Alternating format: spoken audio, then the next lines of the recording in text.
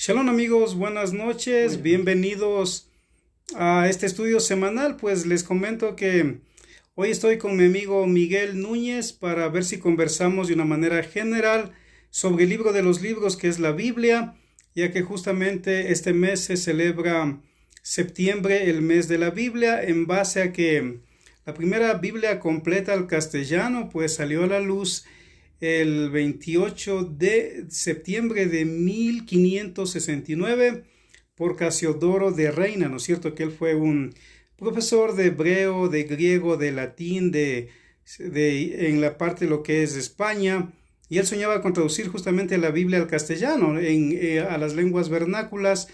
Así que bienvenidos a esta conversación informal sobre la Biblia con Miguel. Ya, saludo a todos ustedes, amigos, amigas. La Biblia tiene una trascendencia total.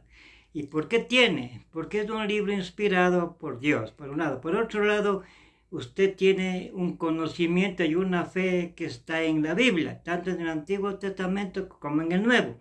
La importancia de la fe es con discernimiento. Entonces, toda persona que tiene que estar leyendo la Biblia constante y permanentemente, por lo menos unos 10 minutos en su casa, con sus hijos, con sus amigos, comentar. Este comentario le va a robustecer mentalmente, físicamente, porque le trae una enseñanza. Esta enseñanza se puede hacer práctica, como usted ve. Hay principios que son prácticos, como los 10 mandamientos, como el sermón de la montaña, que lo lleva a un mensaje para mejorar su estilo de vida en forma concreta y real, porque es un mensaje que no ha perdido la actualidad y se sigue leyendo con toda tranquilidad. Entonces es un libro del pasado y del presente, tiene una influencia total. Esta influencia le va a llenar a usted de conocimiento, le va a llenar de esperanza y de fe. Lo que no hay que ahora, con este proceso que estamos, es un proceso que se debe ir abriendo poco a poco las iglesias y celebrando totalmente las fiestas que Dios manda. Entonces, esta celebración, este mes también es del perdón y de Sofán. Entonces, debemos de estar, digamos, preparados para hacer costumbre. La costumbre es también la fe que usted va adquiriendo diariamente, pero no una fe del carbonero que es una fe pasajera. La fe del discernimiento, la fe de tener uno mismo. Va a ver que poco a poco, por ejemplo, las iglesias que también están ya abriendo. Acá en Carcelén abre la iglesia evangélica que se llama La Puerta. Entonces poco a poco ya se va tomando la normalidad que es la fe mismo. Esperamos que dentro de este transcurso de tiempo se haga más patente la abertura de las iglesias. Entonces de ahí vamos. Por ejemplo, en el caso patético que antes nos era ya costumbre verles a los señores testigos de Jehová en la calle o golpeando las puertas para dar el mensaje. Ahora ya no se les ve. No sé por qué será, pero ya no hay la fe que ellos tenían que era, y hasta se veía, o en las esquinas, lo mismo los mormones. Ahora, todo esto debe regresar a la normalidad, porque es un mensaje, porque en el Ecuador existe libertad de conciencia para que usted siga argumentando, siga aprendiendo, porque el aprendizaje debe ser constante y es necesario. ¿Por qué? Porque usted con esta fe se va a robustecer. Si usted estudia o tome algo, por ejemplo, en la parte literaria, le encontramos a Salomón, a David. En el Antiguo Testamento encontramos la creación del mundo. Entonces todo usted tiene que estar preparándose para que usted tenga un conocimiento cabal y total. Ahora, lo necesario también es que esto lleva una especie de ética y moral, porque hay principios totalmente que son aplicables, como los 10 mandamientos, que es una especie de moral, ¿no es cierto? Usted, por ejemplo, si va a cualquier parte, va a encontrar esos mandamientos y son prácticos, y la acción es la que les lleva propiamente a ratificar lo que usted ha leído y lo que usted piensa. Entonces yo creo que propiamente, y ahora esta guía debe hacerlas con maestros como es Iván, que sabe muy bien y conoce muy bien y tiene gran experiencia como profesor. Entonces, esto debe estar así y también tiene usted la oportunidad de hacer preguntas y responder. Entonces, el conocimiento es constante, es como cualquier profesión. Cójale un médico, tiene que estar actualizando los conocimientos y leyendo medicina. Si es arquitecto, tiene que estar propiamente al tanto con las matemáticas. Así también toda ciencia tiene que ser práctica y concreta. No solo yo leo una vez y no vuelvo a leer nunca más. No, es un libro que se debe leer diariamente, por lo menos unos 10 minutos, unos cuartos de hora. Entonces yo le preguntaría a usted, y usted va a ver que todos los tiempos se va a robustecer intelectualmente, espiritualmente, y va a llevar un nivel de vida mejor, porque la Biblia le ayuda a razonar. Cójale cualquier artículo que le va a ayudar. Por ejemplo, si quiere encontrar la palabra de la verdad, dice el camino, la luz, y será una verdad. Entonces, vea, va acompañándose, va aprendiendo. Entonces, este sistema de aprendizaje le va a llevar ¿a qué? A que usted tenga más claridad en su pensamiento, tenga más claridad para una conversación, para algo que le va a servir. Coja usted cualquier instrumento, por ejemplo, discernimiento. ¿Qué quiere decir discernimiento? Estar constantemente pensando y razonando para que su actuar le salga bien. Porque si usted le hace así sin razonamiento va a tener problemas, porque es un modo de vida, es una forma constante de prepararse uno. Yo le haría pregunta, por ejemplo, a mi amigo que está acá, al Iván, ¿qué es el estudio de la teología?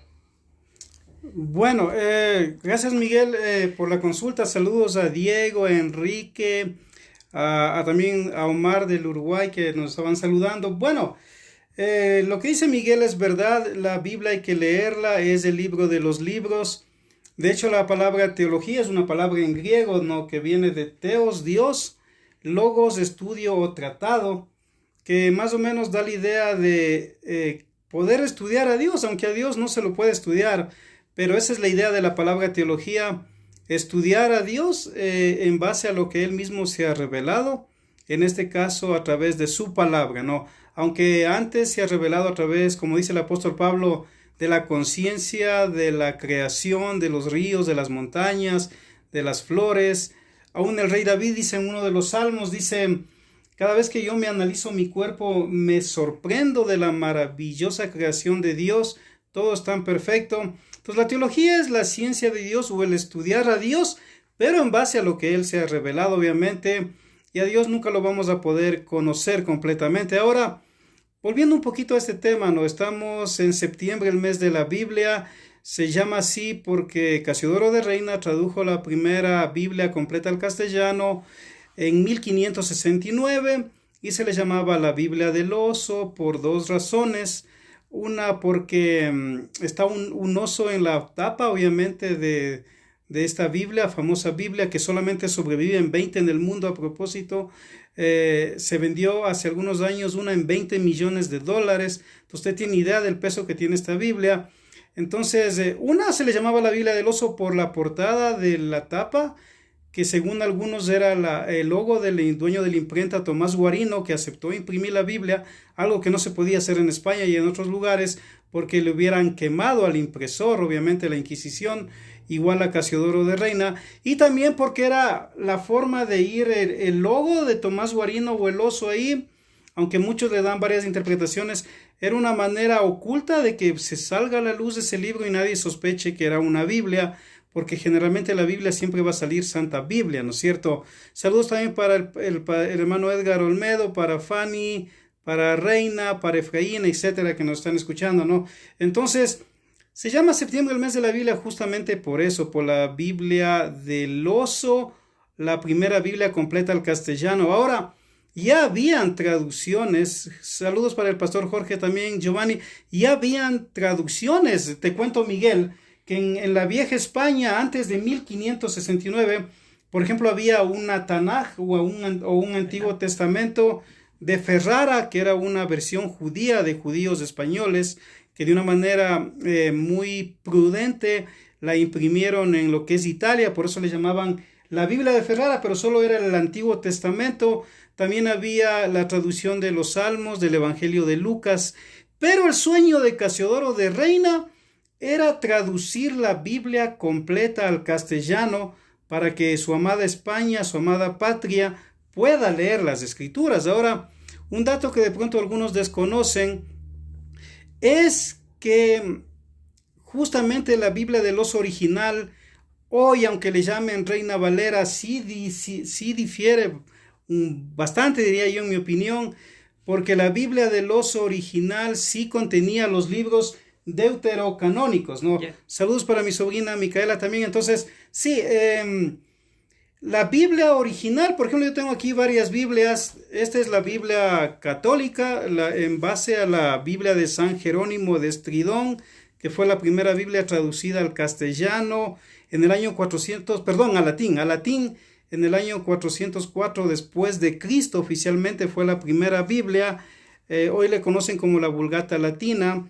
Entonces, la Biblia de Jerónimo de Estridón fue la primera Biblia en la historia de la humanidad, el año 404 después de Cristo, y estaba en latín. Nadie podría leer esa Biblia, solo los sacerdotes, los prelados, los religiosos o los reyes. Si alguien leía la Biblia, era pecado. Era un pecado, ni el sacristán podía leer la Biblia. Peor si traducía una hoja a otro idioma, le quemaban en la hoguera. Entonces, obviamente Lutero, Calvino, Zwinglio, Casiodoro de Reina, Cipriano de Valera soñaban con traducir, William Tanley, la Biblia al idioma de cada pueblo, porque ellos decían: tendremos mejores cristianos si es que leen la Biblia, ¿no es cierto? Sin embargo, en esos tiempos, Miguel, el traducir la Biblia a otro idioma era muerte, era la muerte segura, porque la Biblia oficial era solo en latín y solamente podía ser leída por los sacerdotes. Las misas eran en latín hasta 1963 y el sacerdote daba las misas de vuelta al auditorio, es decir, daba de espaldas, ¿no? Entonces fue en el Concilio Vaticano II de 1923 donde el Papa Juan XXIII, en una encíclica, autorizó que el sacerdote, el cura, dé la misa en el idioma de cada pueblo y que también dé de frente al auditorio, ¿no es cierto? Entonces, ya en la época de Casiodoro de Reina, él soñaba con traducir la Biblia al castellano. De hecho, lo logró, por eso es una obra magna. Apenas sobreviven 20 en el mundo. Y eso es impresionante. El Semisud, por ejemplo, que es un seminario de teología muy importante aquí en Sudamérica, que queda por Sangolquí, de hecho tiene una de estas 20 Biblias originales, gracias a Dios, y está en el Ecuador, ¿no? Entonces, esta es la primera Biblia, digamos, de dónde viene. Bueno, no es la primera Biblia, bebe de la primera Biblia, pero aquí, por ejemplo, tengo una versión de Reina Valera de 1909. Les cuento que hasta que antes de que salga la de 1960 era muy, muy famosa esta Biblia, aunque sí difiere en ciertas traducciones. Por ejemplo, en Apocalipsis 22:14, aquí dice: el que guarde mis mandamientos tiene derecho al árbol de la vida. Sin embargo, en la versión clásica evangélica de 1960, por ejemplo, dice: el que lave sus ropas tiene derecho al árbol de la vida, que aunque parece ser lo mismo, en realidad no es lo mismo guardar los mandamientos a lavar la ropa, ¿no es cierto? Entonces, pudiéramos mencionar muchas Biblias más. Por ejemplo, aquí yo tengo la Torah, que es, de hecho, la original, porque recuerden que la Biblia no fue escrita en latín, Dios no le reveló en quichua, ni en castellano, ni en griego a Moisés, o sea, y a Israel, fue revelada en hebreo. Entonces, la Biblia original, la fuente es del idioma hebreo y de ahí procede.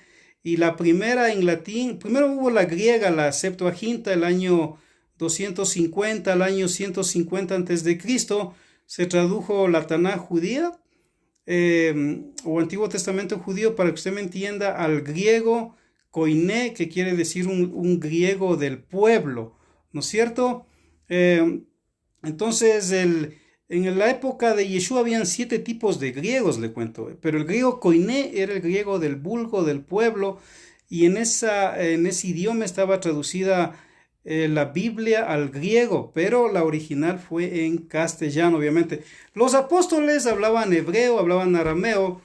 Dudo mucho que, a excepción del apóstol Pablo o tal vez Lucas, quizás los otros apóstoles hayan hablado griego.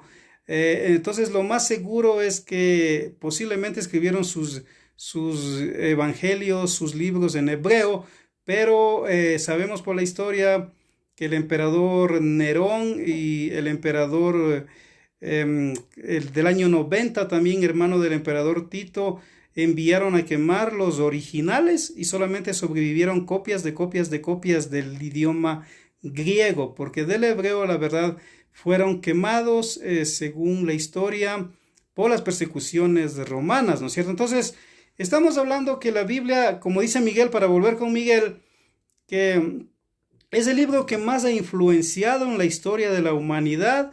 De hecho, es el libro de los libros el que más se ha impreso en el mundo. De hecho, Gutenberg, cuando descubrió en Alemania la imprenta en 1446, el primer libro en ser impreso fue la Biblia, ¿no es cierto? Y es el libro que más se vende cada año en todo el mundo, y es el libro que está traducido a más idiomas en el mundo. ¿Por qué crees, Miguel, que la Biblia ha influenciado tanto en la historia de la humanidad? Bueno, yo creo que la Biblia lleva un mensaje humano, y ese mensaje humano tiene una unidad dialéctica, tanto el Antiguo Testamento como el Nuevo Testamento. Entonces es dialéctica porque está topando las fibras mismas del ser humano. Entonces, al topar las fibras mismas del ser humano, le está dando un mensaje profético. Entonces, estos mensajes proféticos tienen una actualidad. Si usted coge, por ejemplo, y dice: bienaventurados los que tienen hambre y sed de justicia, está dándole que usted tiene que ser justo en sus actuaciones, tanto para que le vaya bien en la vida. Entonces también en esto tiene algo tan concreto, que es el perdón, que viene el perdón. Entonces nosotros tenemos que perdonar, que lo más difícil a una persona perdonar. ¿Por qué? Porque es un estado psicológico, mental y espiritual. Pero también debe de ir el arrepentimiento. Entonces todo el mundo, nosotros o cualquier ser humano, nos tenemos que perdonar del uno al otro, porque eso le va a dar una vivencia más larga de felicidad. Entonces, y también el arrepentimiento, porque esa es la Biblia, es vivencia constante y permanente del ser humano. No es un libro, digamos, que no se le puede comprender, porque las palabras son tácitas y precisas. No está hablando de algo fuera de la lógica, no está hablando fuera de la realidad, es una realidad patente. Entonces yo preguntaría si la Biblia tiene tiene acción, hay que hacerle práctica, ¿no es cierto? No quedar solo en la teoría. Entonces esto le va a ayudar a llevarse, ¿cómo? Mejor con sus amigos, mejor con su familia y mejor con todo el mundo, porque es para la humanidad, es para el ser humano. No es algo que no se puede entender, porque muchas veces se cree que la Biblia es algo que no se puede entender. Sí se le puede entender. Ahora, claro, tiene que hacerle con discernimiento, especialmente con tranquilidad, con concentración mental, porque todo estudio que se lo hace se lo debe tomar en serio. Entonces ahí le va a servir. Es lo mismo que leer un libro. Si usted no se concentra, si usted no tiene una concentración mental, no le va a comprender en cualquier materia. Entonces la Biblia no creo que sea algo difícil de no comprenderle. Entonces yo pregunto al Iván si desde qué edad más o menos se puede una persona leer a la Biblia, desde niño, joven o viejo. Bueno, es una excelente pregunta de Miguel. Bueno, el libro de Proverbios, el mismo nos da la respuesta. Dice: instruye al niño en su camino y cuando fuere viejo, dice, no se apartará de él. Entonces, sabemos que en el mundo antiguo los libros no solo eran escritos. Hoy es que uno tiene la idea de que un libro es escrito, pero antes de que haya la imprenta, antes de que se inventen los libros como hoy lo conocemos, habían libros que eran orales, es decir, que pasaban de boca en boca. Entonces practicaban mucho la memoria. No era como ahora que tenemos el celular, ahí guardamos nuestros archivos y se secaba la batería, se perdió los archivos. No, ellos tenían la memoria bien fresca. Entonces, desde cuando una madre estaba embarazada, normalmente el padre solía hablarle de la Torá, la palabra Torá significa en hebreo instrucción, la instrucción de Dios, o el Pentateuco, como muchos le conocen, los 5 primeros libros de la Biblia. Entonces, desde el vientre mismo ya el padre, la madre, preparándole al niño, cantaban salmos, le leían historias de la creación, incluso de Yeshua o de Jesús, de los apóstoles. Entonces, la Biblia, tanto del Antiguo o Nuevo Testamento, es una suma. O sea, la suma de tu palabra es verdad, dice de hecho la Biblia. Entonces, la forma oral era en la época de Yeshua la tradicional. La forma oral. Y en el hebreo, pues, según el libro del Génesis, mismo Dios dice, el corazón del hombre es malo desde su juventud. Entonces, hay que instruirle al niño desde antes de su juventud. En el hebreo, un hombre llega a ser joven a los 13 años, y la mujer a los 12 años, cuando tiene su primer estado de nida o de menstruación, para que me entiendan. Entonces ya la mujer a los 12 años ante Dios es responsable de los actos de su vida, el hombre desde los 13 años. Entonces el previo conocimiento oral que escuchaban de los padres, los pocos que sabían leer, porque cuando hablamos del mundo antiguo hablamos que menos del 2% en el mundo conocido de la época sabía leer. La mayoría era analfabeto.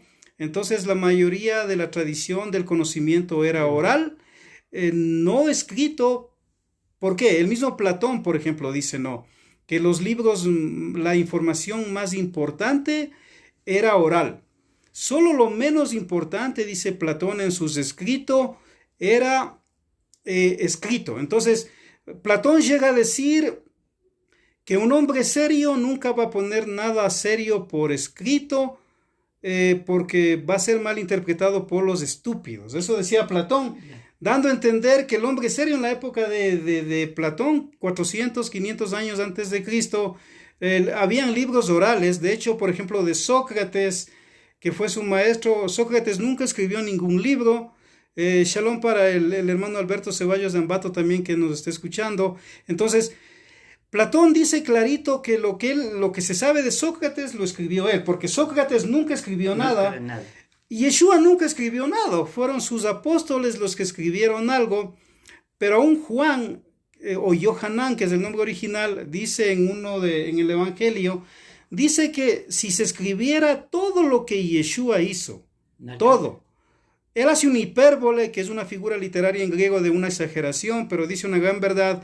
Dice, si hubiéramos escrito todo lo que Yeshua hizo en 3 años de ministerio, dice, no hubieran cabido todos los rollos del mundo. En las versiones dice todos los libros del mundo, porque ahí tenemos libros, el traductor tiene que ponerle así. Entonces, lo que hizo Yeshua fue mucho más de lo que está hecho por los biógrafos en los evangelios, ¿no es cierto? Entonces, obviamente, para responder la pregunta de Miguel, un hombre, una mujer, ya desde su juventud es responsable de los actos ante Dios, ante sus padres, ante la sociedad. Por eso es que los padres en la Biblia, desde que el bebé estaba en el vientre, le instruían, le cantaban, le escuchaba las canciones, etc.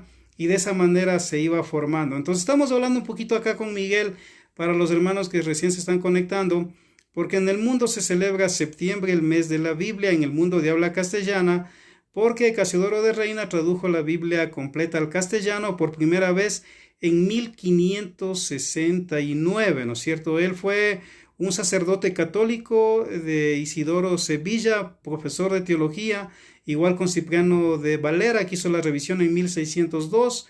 y ellos se convirtieron al protestantismo, les gustaban mucho las ideas de Lutero, de Calvino, pues, y huyeron de España y justamente fueron a Zurich, Suiza, donde el maestro era Calvino, y él pudo traducir la Biblia al castellano. Ahora otro dato, Miguel, que no quiero dejar pasar, es que al Ecuador llegó en el año de 1824 Diego Thompson o James Thompson, que él fue un escocés enviado de Inglaterra con esto de la educación lancasteriana, que era muy a la moda en la época. Y acá los libertadores como O'Higgins, como San Martín, como Simón Bolívar, Antonio José de Sucre, cuando se enteraron de que había llegado a la Argentina, porque él llega a la Argentina por 1820 más o menos, a dar la educación lancasteriana. Sin embargo, las sociedades bíblicas británicas le enviaron nuevos testamentos en castellano, que a propósito no eran nuevos testamentos evangélicos o de la Biblia de Reina Valera, como hoy se llama, eran nuevos testamentos impresos en París en 1822, en una imprenta que, bueno, ahorita no recuerdo el nombre, de José Smith, algo así. Y esa traducción al castellano, pues él la trajo para lo que es América, y de hecho en Ecuador él repartió 800 nuevos testamentos. De esos yo tengo una copia, gracias a Dios, en mi biblioteca. Los distribuyó en el año de 1824 y justamente llegó en septiembre, Miguel, Diego Thompson. Diego Thompson llega en 1824, habló con Simón Bolívar, con O'Higgins, estuvo en Chile, estuvo en Argentina, estuvo en Perú. En ese tiempo no se llamaba Ecuador, no, se llamaba la Gran Colombia. Ecuador era el departamento del sur. De hecho, en las cartas de Diego Thompson, él narra cómo estuvo aquí en nuestro país. Dice que llegó a la isla Puná, después a Guayaquil, alquiló unas mulas, fue a Babahoyo, fue a Guaranda, casi se muere en el Arenal, dice Diego Thompson en sus cartas, porque el Arenal era un frío terrible en la noche. Sin embargo, dice que el gobernador de Guaranda le envió un hombre con un caballo y con víveres. Ya llegó a Riobamba, Ambato, a Tacunga. Bueno, es una historia muy interesante que las sociedades bíblicas argentinas hace algunos años imprimieron todas las cartas de James Thompson. Entre ellas está todo lo que él hizo acá en el Ecuador, algo muy impresionante. Él narra que Quito en ese tiempo tenía 50,000 habitantes en 1824. Dice que prácticamente unos monjes en la Tacunga casi lo secuestran y le obligaron a dormir en el convento de Tacunga, hoy conocido como la Tacunga, porque eran impresionados, porque los curas, los sacerdotes, recuerden que en ese tiempo el catolicismo era la religión oficial, no había libertad de culto, solo tenían las Biblias en latín, y ver un Nuevo Testamento en nuestras tierras en castellano sorprendía a los mismos sacerdotes. Entonces, prácticamente Diego Thompson hizo un recorrido en nuestras tierras en septiembre, comenzó por 1824 y es algo desconocido que justamente yo quiero compartirles, Miguel. Y te cuento que él enseñó la educación lancasteriana acá en el Ecuador también, que era la idea de adiestrar a los alumnos, a los más inteligentes, porque no habían casi maestros, recién estaban en las épocas de la Revolución, librándose del gobierno de España, y de paso pues aprovechaba repartiendo los Nuevos Testamentos. Diego Thompson. Lo interesante es que hay que hacer hincapié, creo yo, que es una unidad tanto del Nuevo Testamento como el Antiguo, tiene correlación. Entonces, el mismo valor que del Antiguo Testamento y el Nuevo Testamento tiene un valor único y preciso. No se puede hablar que el uno tenga más valor que el otro. Creo que hay una unidad, digamos, teológica dentro de la Biblia. Eso quisiera que me explicaras. Sí, bueno, gracias Miguel por las preguntas, aunque se supone que yo le iba a preguntar, pero bueno, estamos compartiendo.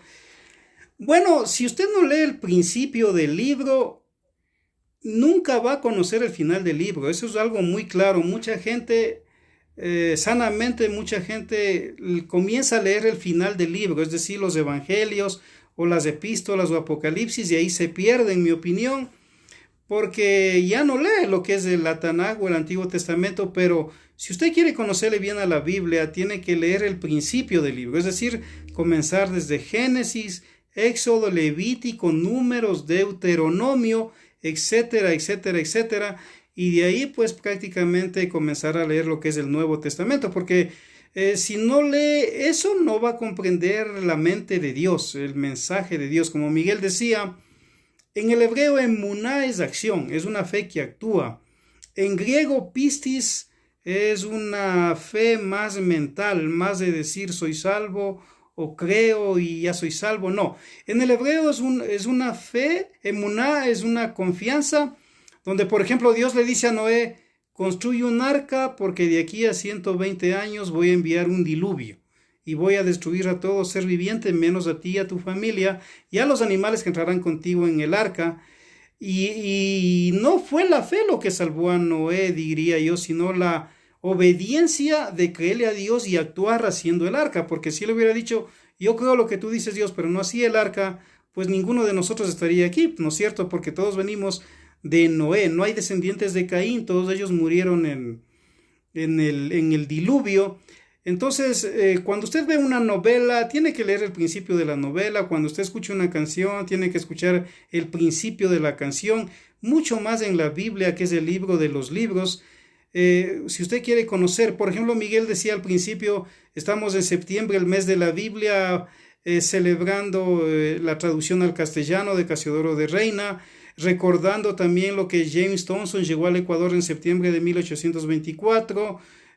También él dijo, también se celebran fiestas de Dios, de Elohim, de Hashem, en este mes de septiembre. Claro que sí, el viernes pasado desde las 7 de la noche hasta el sábado 7 de la noche fue una de las fiestas de Dios que dice en Levítico 23, estas son mis fiestas, y justamente fue la fiesta de tocar el shofar, o la fiesta del gran soplo, donde la misericordia de Dios se despierta cuando Dios escucha el sonido del shofar, y de ahí pasan 10 días, donde viene el día de Yom Kippur, que significa día del perdón, donde obviamente Dios estos días está juzgando al mundo en base a lo que se ha obedecido o no su palabra. Bueno, de hecho en la tradición hebrea, Miguel, te cuento, hay la tradición hebrea de que el Beit Din o la corte rabínica, corte celestial, se reúne estas fechas desde Yom Teruah hasta Yom Kippur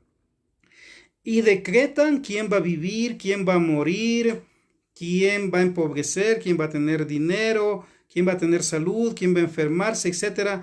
En base a si obedeció o no obedeció los mandamientos de Dios en el año que termina, ¿no es cierto? Ahora, estos 10 días de Yom Teruah a Yom Kippur, que hay 10 días de separación, justamente es un tiempo donde desde la tradición hebrea antigua, Dios le da al hombre la oportunidad de hacer teshuvah, arrepentimiento, primero con Dios, con el prójimo, pidiendo perdón al prójimo, también de hacer muchas sedaká, buenas obras, porque en el hebreo las buenas obras que usted haga a los necesitados tienen influencia para anular un decreto divino contrario contra usted, porque cuando usted ayuda a alguien necesitado le está dando vida, le está sacando del problema. Entonces es muy normal estos 10 días hacer mucha sedaká, aunque algunos traducen mal como caridad, y también lo que es la oración o la tefilá, ¿no es cierto? Es decir, aparte del arrepentimiento, de la sedaká, también tiene que ir mucha oración genuina del corazón.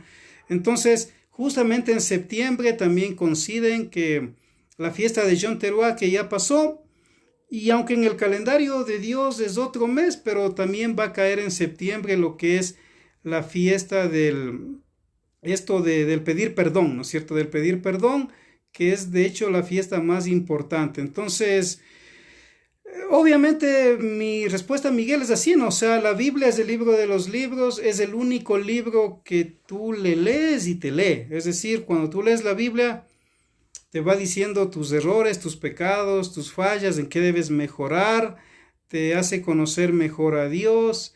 Muchos oran y dicen, ¿cuál es tu voluntad, Señor, para mi vida? Pues yo creo que mientras más un hombre lea la Biblia y ore, más va a conocer la voluntad de Dios para su vida, Miguel. Ahora, Miguel, yo quiero preguntarte algo. la Biblia habla mucho de justicia. Entonces, influye porque antiguamente se instruía, se enseñaba los 10 mandamientos en las escuelas, en los colegios. Después lo quitaron, lastimosamente, pero aún en la política, la Biblia puede guiar para que un gobernante sea justo en la política. Claro, porque digamos el hecho mismo que el Ecuador tiene libertad de pensamiento, le va a ayudar. Ahora, este conocimiento de justicia se lo debe hacer práctico y concreto. ¿Por qué? Porque la Biblia no tiene que ser de vida, no de muerte. O sea, dale a la persona y al político un camino, una verdad que tiene que practicarlo. Entonces, de ahí viene lo que realmente es la justicia. La justicia, por ejemplo, es dar a cada cual lo que le pertenece. Entonces ahí va a ver que esto tiene eficacia. Entonces un político que vea usted, por ejemplo, en Rusia también hay, digamos, la iglesia ortodoxa, hay todo. Entonces ya es una parte de la cultura, una parte de la justicia aplicar. Porque no puede aplicar, por ejemplo, lo injusto, porque en este sentido la Biblia ha tomado y el político, usted ve que casi todo político lee la Biblia, y es raro. Por ejemplo, Simón Bolívar sabía la Biblia, entonces él se da a principios de libertad leyendo la Biblia. Entonces si usted se va a cualquier parte, está ahora que a la persona tiene que estar preparada para aceptar lo justo. Entonces esto de justicia es bastante relativo. ¿Por qué? Porque hay una justicia que lo hace el hombre, pero esta justicia del hombre puede errar. Pero si es una justicia bien patética y real, va a ver que es religiosa. Entonces esto es la diferencia. Yo creo que no interrumpe y a lo contrario le fortalece para que sea más justo, más equitativo, porque lo que le lleva a la justicia es más equitativo. Ahora, usted va a ver que en el Ecuador, por ejemplo, existe todas las religiones, porque también están los musulmanes. Entonces todo lleva, digamos, a un conocimiento. Ahora, la persona debe leerle con conciencia la Biblia, o sea, haciendo que sea una realidad,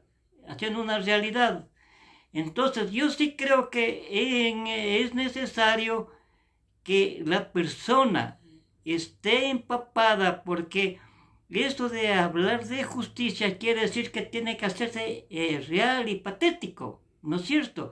Si usted quiere tratar bien a su hijo, le da normas para el buen tratamiento, ¿no es cierto? Pero llegando a un razonamiento. Si el padre, por ejemplo, quiere ser justo con su hijo, no va a ser un tirano, tiene que ser una democracia. Entonces sí le da normas, porque usted le va a ver que, por ejemplo, que no se fomente la vanidad, el orgullo, que es una realidad. Entonces es algo real y preciso. Lo que pasa es que el proceso histórico que se da se ha interpretado de muchas maneras esto. Yo te haría una pregunta así, por ejemplo, la Biblia católica, la Biblia evangélica, ¿enseñan lo mismo o no enseñan lo mismo? Bueno, es una gran pregunta. En realidad la Biblia católica y la Biblia evangélica en sí enseñan lo mismo, obviamente, ¿no? La misma base. Bueno, de que varían en cuanto a ciertos libros, sí, porque una versión en latín significa modo de relatar hechos, ¿no es cierto? Entonces, ahora con lo que se ha descubierto los rollos del Mar Muerto de 1947 a 1956, prácticamente casi 1000 rollos y como 25,000 fragmentos, uno puede ver que no varía mucho esos rollos tan antiguos con las Biblias actuales que tenemos.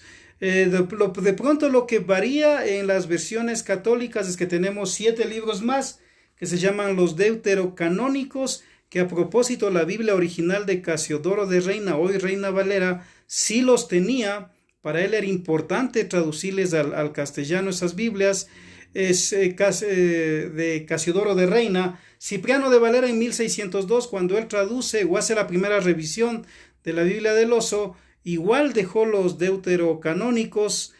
Sin embargo, ya las sociedades bíblicas por el año de 1845 y pico, si no estoy mal, los teólogos de ellos consideraron que no eran inspirados y los sacaron, pero la Reina Valera original sí tenía los deuterocanónicos. En esto hay que ser honesto. También ahora hay nuevas versiones, como la nueva versión internacional, están las Biblias ecuménicas, como la Dios habla hoy, la Biblia en lenguaje actual, etcétera. Pudiéramos hablar de muchísimas Biblias. En mi opinión, todas son buenas si usted es un buen estudiante y sabe diferenciar lo bueno y sabe diferenciar qué está añadido o qué está quitado ahí. O cuál es la opinión o las interpolaciones que hay a veces de varios autores que creían en ciertas doctrinas y a veces le acuñaban algo ahí. Por poner un ejemplo, si usted coge la Reina Valera, va a encontrar que dice este tipo de demonio no sale sino con oración y ayuno. Si coge otras versiones, va a encontrar que solamente dice este tipo de demonio no sale sino con oración. Entonces no hay la palabra ayuno. Entonces parece que el traductor de la versión Reina Valera actual creía mucho en el ayuno y de pronto le acuñó esa parte, porque los manuscritos más antiguos dicen este tipo de demonio no sale sino con oración. Igual hay otros textos que son muy polémicos, aunque la Biblia en general en un 80% es muy bueno, pero en un 20% tiene que comprender bien el principio del libro para que pueda tener una interpretación buena del final del libro.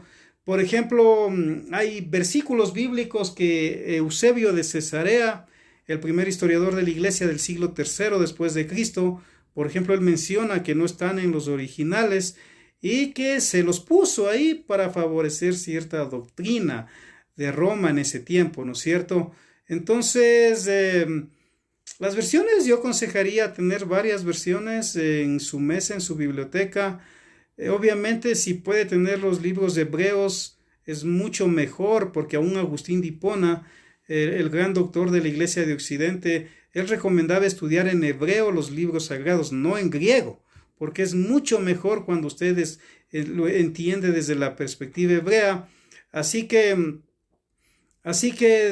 la Biblia, obviamente, todas las versiones son buenas, pero básese en el hebreo, es decir, la Torá, la Tanaj debe ser en hebreo, porque ahí usted puede comparar y puede mejorar. Entonces le damos gracias a Elohim.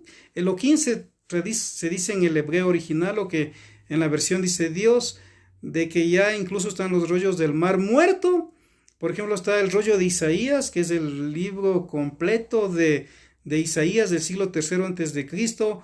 A mí me impresiona, ese rollo está completo, se encontró en la cueva 1 del Qumran, mide 7 metros con 34 centímetros, está escrito en 17 cueros de animal y está bien guardado. A veces lo exponen, creo, allá en un facsímil en la Casa del Libro en Israel. Sin embargo, en la internet usted lo puede ver. Entonces la Biblia no difiere mucho en ciertas cosas. Hay interpolaciones, sí. Una interpolación es cuando le añadía el copista algo porque de pronto lo interpretaba así en el idioma de él, o favorecía sencillamente a una doctrina que a él le parecía correcta, aunque otros estén en desacuerdo, ¿no? También la Biblia nunca se escribía a colores. A propósito, en Israel escribí la Biblia a colores con letra roja, verde, azul. Sería un pecado en el contexto bíblico. Siempre era en fuego negro, es decir, tinta negra sobre fuego blanco, es decir, papel del papiro o el cuero del pergamino. A veces eran tintas que sacaban incluso de las moscas, aunque usted se asuste. Hay la famosa Biblia del Diablo, que es posterior a Yeshua, que está escrita con tinta negra y tinta de mosca, o sea, molían a las moscas, y esa Biblia, si no recuerdo mal, está en Escocia, ¿no es cierto? Entonces, esos datos, amigos, hemos querido hablar un poquito de una manera informal con mi amigo Miguel, aprovechando que ha venido a visitarme, sobre la Biblia, para no dejar pasar esta oportunidad de septiembre, el mes de la Biblia. Así que, Miguel, si puedes despedirte de nuestros amigos. Yo me despido con un gran abrazo, me despido con gran amor y que esto siga de largo, pero que también se saque utilidad, porque todo estudio debe ser concreto, preciso y útil. Muy bien. Gracias, Miguel. Y bueno, sencillamente recordarles, amigos, que la Biblia es el libro de los libros, que en el Ecuador hay libertad de culto y usted puede leer la Biblia en la versión que le guste, asistir al culto el día que usted lo considere importante, puede ser un sábado, puede ser un domingo, un viernes, un lunes. Hay gente que le ve correcto ir el domingo, otros dicen el Shabbat es lo que está en el cuarto mandamiento, otros dicen todos los días son iguales para Dios. Estamos en un país, gracias a Dios, con libertad de culto y usted puede practicar pues su creencia mientras no haga daño a la sociedad. Así que, shalom, Dios les bendiga y si el Eterno lo permite, nos vemos la próxima semana.